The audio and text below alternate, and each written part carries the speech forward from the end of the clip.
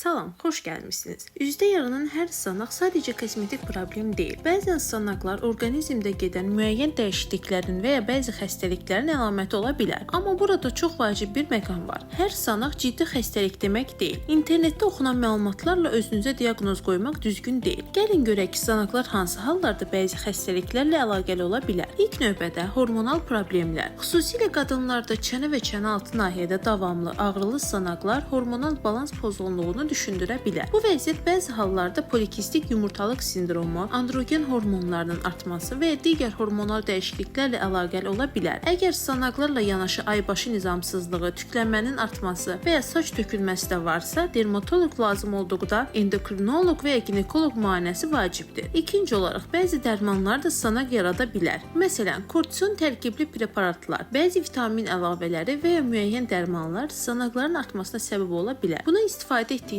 preparatlar barədə həkiminizə məlumat verməyiniz vacibdir. Bəzən isə sınağa bənzəyən səpkilər əslində ümumiyyətlə akne olmur. Məsələn, bakteriyalar və göbələk mənşəli iltihablar, rozeseya və digər dəri xəstəlikləri sınaq kimi görünə bilər. Müalicələri isə tamamilə fərqlidir. Özbaşına krem və ya antibiotik istifadə etmək vəziyyəti daha da ağırlaşdıra bilər. Qidalanma mövzusunda isə qısa toxunaq. Elmi araşdırmalar göstərir ki, bəzi insanlarda yüksək şəkər, tərkibli qidalar və bəzi süd məhsulları sınaqların artmasına təsir göstərə bilər. Amma bu hər kəs üçün keçərli deyil. Yəni bütün hər kəs üçün süd məhsulları və müəyyən qidaları tamamilə qadağan etmək düzgün yanaşma deyil. Hər xəstə fərdi qiymətləndirilməlidir. Stress də vacib faktorlardan biridir. Güclü stres zamanı orqanizmdə hormonal səviyyələri dəyişər, bu da sınaqların şiddətlənməsinə səbəb ola bilər. Stress sınağın yeganə səbəbi olmasa da mövcud problemləri artıra bilər. Bəs hansı hallarda mütləq həkimə müraciət etməlisiniz? Əgər sınaqlar çox ağrılıdırsa, iri düyünlər şəklindədirsə, çapıq qoymağa başlayıbsa, uzun müddət keçmirsə və ya istifadə etdiyiniz məhsullara baxmayaraq getdikcə artırsa, dermatoloq müayinəsi mütləq lazımdır. Çünki hər sınağın müalicəsi eyni deyil. Kiməsə uyğun olan krem və ya dərman sizdə həm faydasız ola, həm də vəziyyəti pisləşdirə bilər. Müalicə xəstənin yaşına, dəri tipinə, sınağın ağrılıq dərəcəsinə və lazım gələrsə, laborator analizlərin nəticələrinə əsasən seçilməlidir. Unutmayın, internetdə oxuduğunuz məlumatlar ümumi məlumat xarakteri daşıyır. Təkcə üzdə sınaq olduğuna görə məndə hormonal xəstəlik var və ya məndə daxili orqan problemi var nəticəsinə gəlmək düzgün deyil. Eyni zamanda uzun müddət davam edən sınaqları da sadəcə kosmetik problem hesab edib laqeyd yanaşmaq olmaz. Erkən diaqnoz və düzgün müalicə həm sınaqların sağalmasına, həm də qalıcı çapıqların qarşısının alınmasına kömək edir. Əgər sizdə uzun müddətdir keçməyən sınaqlar varsa, dermatoloq müayinəsini gecikdirməyin. Videonu faydalı hesab etdinizsə, bəyənməyi, kanalımıza abunə olmağı və növbəti dermatoloji mövzuları izləməyi unutmayın. Sağlam və gözəl dəri arzulayıram.